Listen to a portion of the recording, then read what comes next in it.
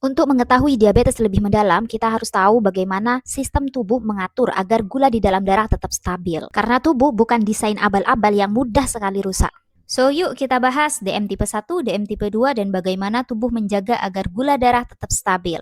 And let's go!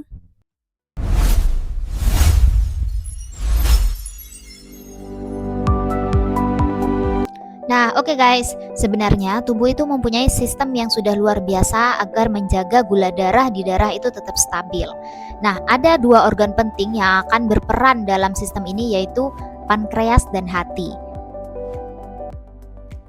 Pankreas ini adalah regulator utama, dia itu pusat kendali ya guys, dia itu kayak bosnya lah yang mengatur bagaimana keadaan gula di dalam darah, bagaimana kadar glukosa di dalam darah.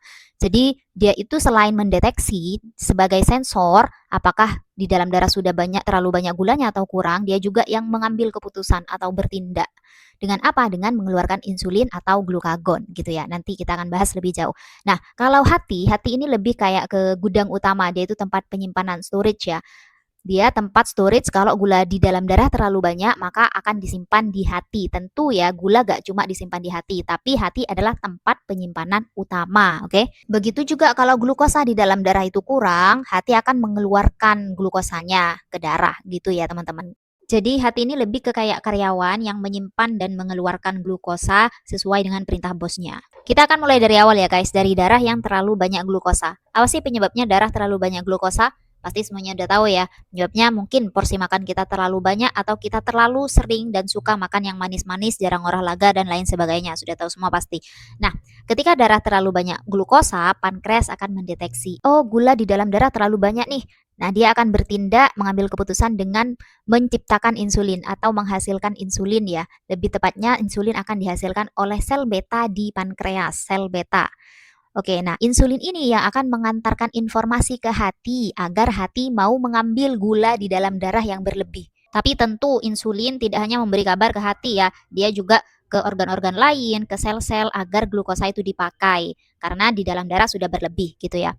Tapi hati ini karyawan khusus gitulah, memang dia yang harus wajib menerima kalau glukosa di dalam darah itu berlebih. Nah, nanti glukosa yang disimpan di hati akan diubah menjadi glikogen. Apa itu? Nah, mudahnya gini teman-teman. Analoginya kayak puzzle lah ya. Puzzle kalau satuannya ini itu namanya glukosa. Nah, ketika dia disimpan di hati, dia akan disusun seperti ini. Nah, satuan yang sudah disusun ini namanya glikogen, gitu, oke. Jadi di hati glukosanya itu sudah menjadi glikogen, sudah disimpan baik. Contoh mudahnya lagi kayak uang nih, kalau cuma satuan satu-satu gini, itu namanya glukosa. Kalau udah jadi segepok gini, sudah disimpan nih di bank, itu namanya glikogen, gitu ya, mudah ya. Nah, sekarang kita akan bahas gimana kalau glukosa di dalam darah itu kurang. Hampir sama prosesnya, jadi nanti pankreas akan mendeteksi, oh glukosa di darah kurang nih. Nah, dia juga akan bertindak dengan menghasilkan glukagon. Agak berbeda tapi ya. Dia tidak menghasilkan insulin. Kalau gula di dalam darah itu kurang, dia akan menghasilkan glukagon namanya guys. Lebih tepatnya dia dihasilkan oleh sel alfa di pankreas. Kalau insulin dihasilkan oleh apa tadi? Ya sel beta ya. Nah, glukagon ini yang akan mengantarkan informasi ke hati bahwa di darah itu terlalu sedikit dah glukosanya, dia kurang glukosanya. Memerintahkan agar hati mengeluarkan simpanan glukosanya ke darah gitu ya teman-teman. Jangan sampai salah ya, ini namanya glukagon, ini namanya glikogen. Kalau lawan kata insulin itu glukagon, oke? Oke, sampai di sini paham ya?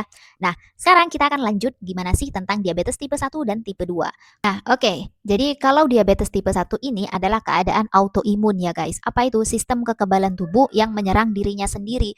Jadi seharusnya dia menyerang virus atau bakteri, dia malah menyerang sel beta kalau pada kasus ini ya. Jadi tubuh tidak bisa menghasilkan insulin sehingga tidak ada yang mengabarkan hati atau sel-sel lainnya agar glukosa di darah itu dipakai atau disimpan gitu. Makanya tubuh seakan-akan banyak glukosa tetapi sel-sel tidak bisa menggunakannya atau hati pun nggak bisa menyimpannya. Jadi glukosa banyak di darah.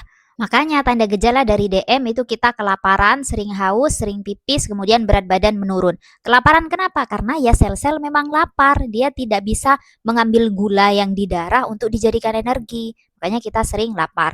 Kemudian kita sering pipis kenapa? Karena terlalu banyak gula, ginjal itu tidak bisa menyaring semuanya. Akhirnya sebagian gula dikeluarkan bersama urin. Dan gula itu mengikat air, jadi kita sering haus. Terus kenapa? Berat badan menurun? Iya, karena sel-sel tidak bisa pakai glukosa menjadi energi, maka sel-sel memakai lemak, memecah lemak untuk dijadikan energi. Makanya kita tambah kurus gitu. Jadi DM tipe 1 masalahnya pada pankreasnya ya, pada Pak Bosnya. Jadi satu-satunya penanganan adalah dengan menyuntikkan insulin ke tubuh seumur hidup. Karena pankreas sudah tidak bisa menghasilkan insulin. Jadi ini meskipun kita tidak mempunyai riwayat makan makanan yang aneh-aneh, makanan kita bersih bagus, tidak suka makanan gula dan terlalu banyak porsi, tetap saja kita bisa mengalami penyakit ini ya, DM tipe 1 gitu guys. Oke, sekarang kita lanjut ke DM tipe 2. Nah, kalau DM ke tipe 2, pankreas itu masih bisa menghasilkan insulin, gak ada autoimun di sana, aman insulinnya. Tapi masalahnya itu pada reseptornya, pada karyawannya. Ada namanya resistensi insulin. Jadi hati dan organ tubuh lainnya yang menyimpan dan menggunakan glukosa itu sudah resisten atau dia kurang sensitif dah. Jadi karyawannya ini sudah kurang mendengar perintah. Ya diperintah dia hanya menyimpan sedikit gitu karena dia sudah punya stok banyak dan juga dia sudah terlalu sering diperintah, makanya dia mulai kurang sensitif, mulai kurang mendengarkan perintah itu gitu. Jadi DM tipe 2 masalahnya pada reseptornya, pada karyawannya sehingga glukosa banyak menumpuk di darah. Tapi pankreas masih berusaha guys karena dia bosnya ya yang mengatur, dia itu tidak diam aja. Sampai sini dia masih bertindak dengan apa? Dengan menghasilkan insulin lebih banyak lagi agar reseptornya, karyawannya itu mau mendengarkan apa perintahnya gitu. Jadi sel beta itu kerjanya lebih-lebih lagi, menciptakan insulin lebih banyak lagi agar sel-sel tubuh mau menerima ya, mau menggunakannya dan hati pun juga mau menyimpannya. Tapi karena sel beta kerjanya sangat maksimal, over banget, lama-kelamaan dia bakalan rusak guys, bakalan kecapean. Sehingga dia tidak bisa menciptakan insulin sebanyak itu lagi. Makanya pada akhirnya penderita DM tipe 2 tetap harus menyuntikkan insulin pada tubuhnya ya. Tapi itu tidak langsung terjadi ya, itu butuh waktu yang lama berangsur-angsur, tubuh masih hebat seharusnya. Tapi karena kita aja yang tidak tahu diri, jadi akhirnya tubuh menyerah gitu guys. Makanya tindakan yang paling tepat untuk DM tipe 2 adalah sebenarnya kita harus terapi sensitivitas reseptornya dan juga kita harus mengubah gaya hidup gitu. Tapi kalau sudah sel betanya ada kerusakan dan tidak mampu menghasilkan insulin lebih banyak atau ya ada kerusakan ya tetap kita harus bantu dengan suntikan insulin. Oke, sudah selesai teman-teman, simple banget kan, mudah banget dan jangan lupa buat jaga kesehatan kalian ya. Juga jangan lupa buat like, subscribe, dan komen channel ini. Nanti kita akan bahas video mudah dan fun lainnya lagi. So, see you, bye.